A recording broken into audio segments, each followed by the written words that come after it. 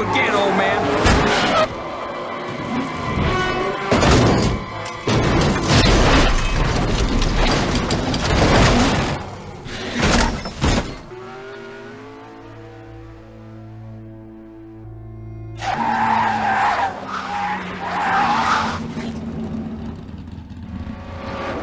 Yeah! Woo!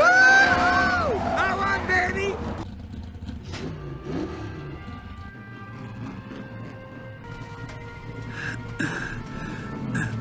What are you doing, kid? That's what I call racing right there.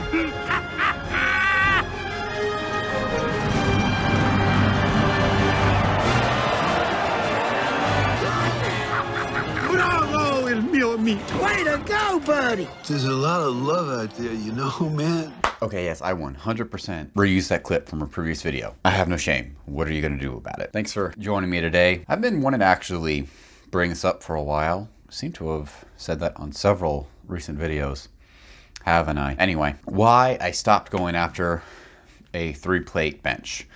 It's one of those milestones for a lot of lifters that is very important, but it was actually in not pursuing it.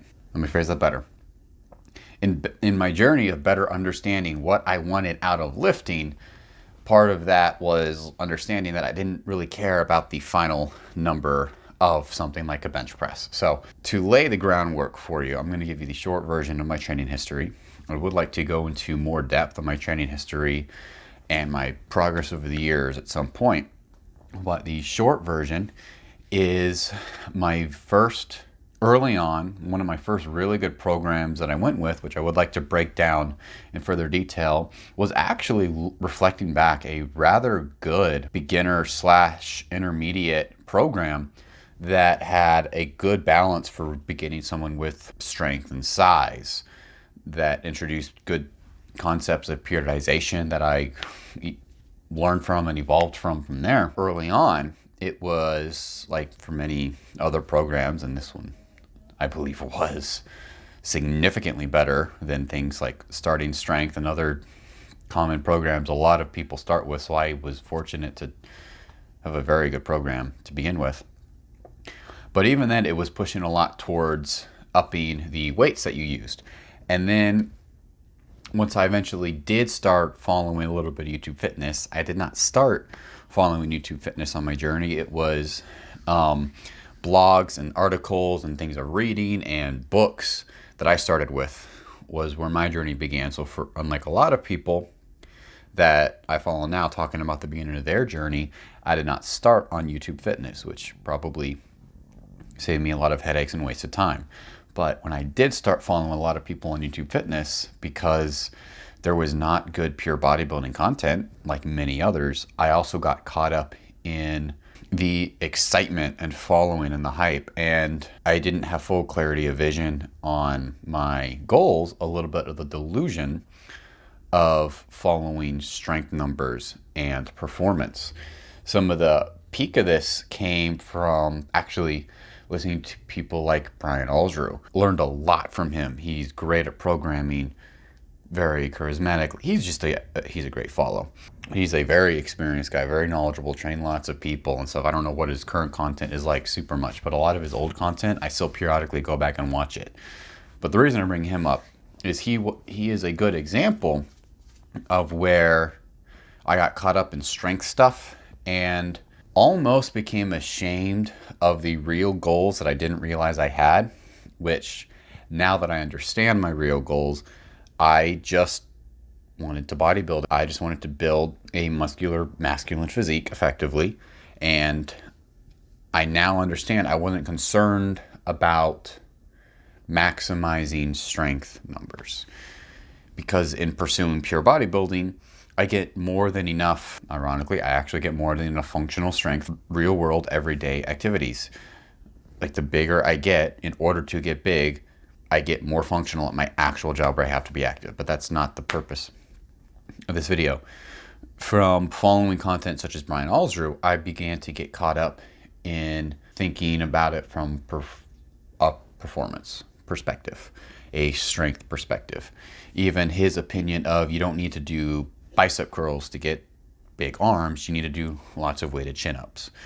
I also got caught up in that and almost mocked the concept of isolation training for the arms and abs outside of something that applied to strength. It was after that that I also decided to try out, which I made a what I called a mini review on, because I only did it for like 5 months when I made the review or something like that. But I called a mini review of Alex Leonidas's Naturally Enhanced program.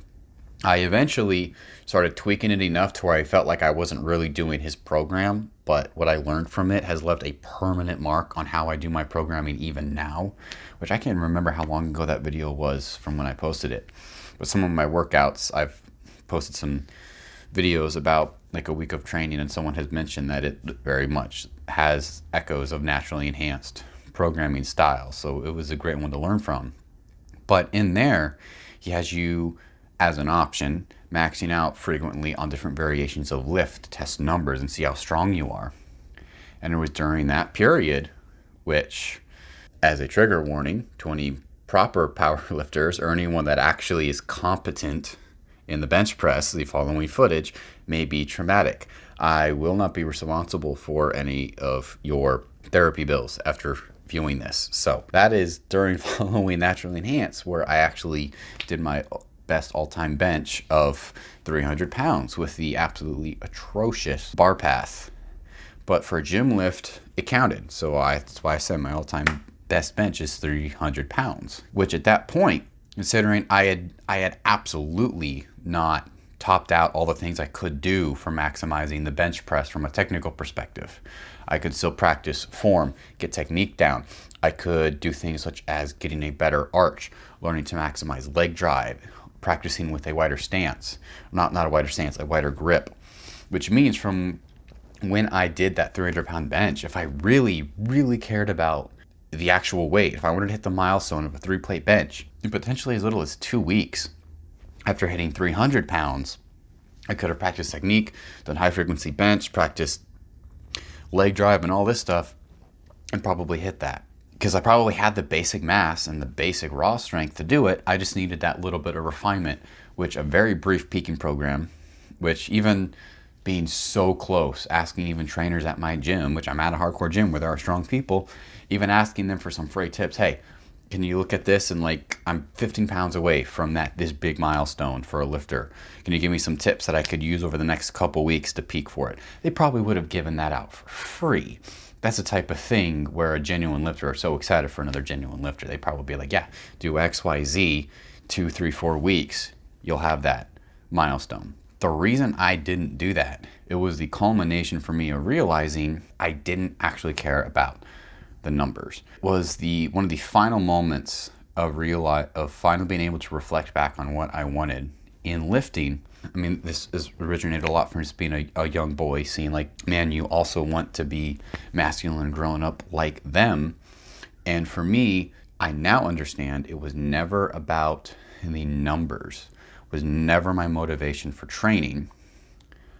Outside very early on. Once again, when I eventually make my full history breakdown, I'll go into more depth. But outside of probably my very initial inspirations for training, it was never what kept me in the game. It was wanting to have that look first and foremost of someone who's strong and has the look, the build. That's what always pushed me.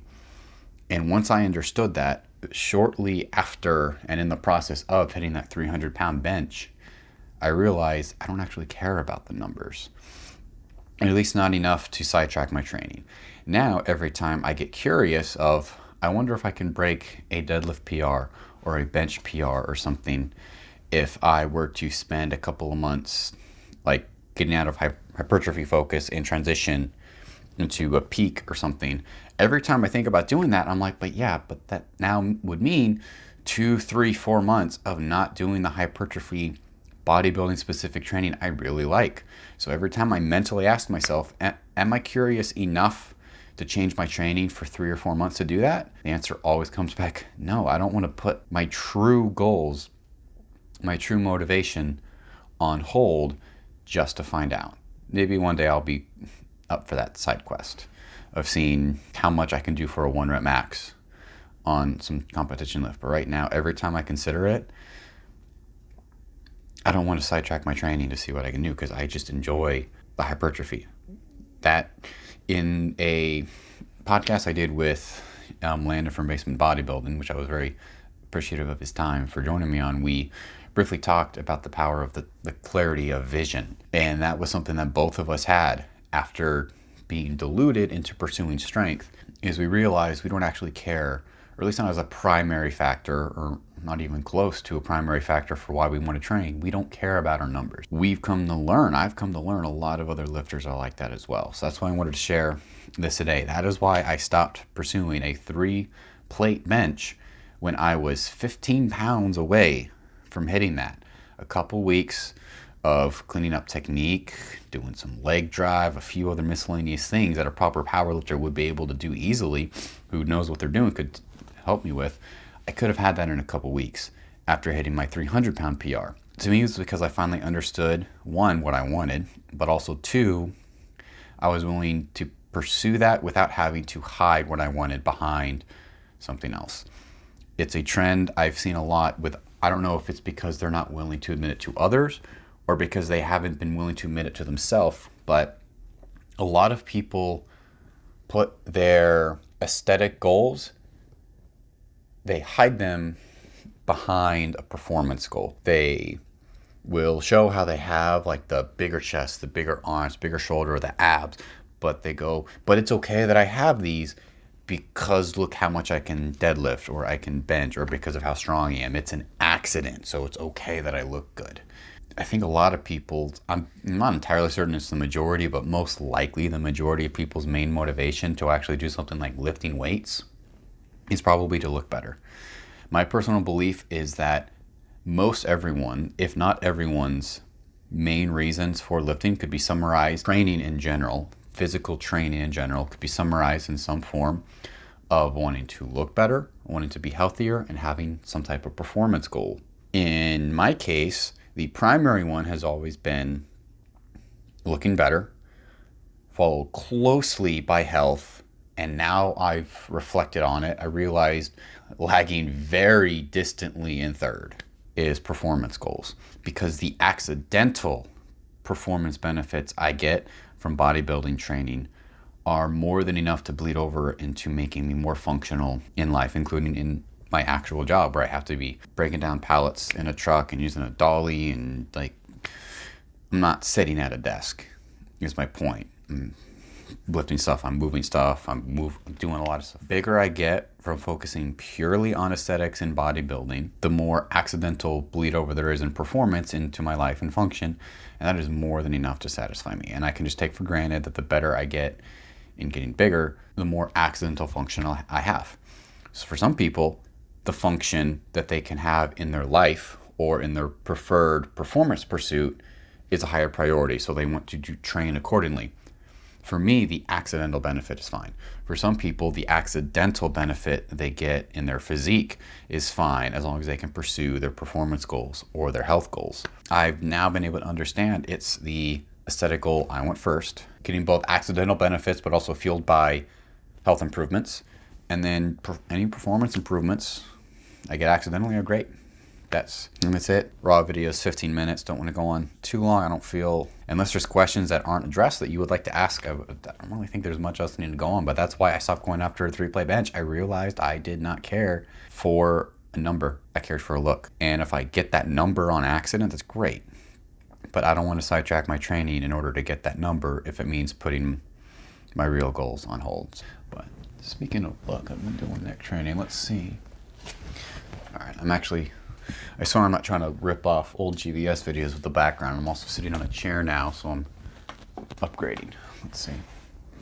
How's the neck training?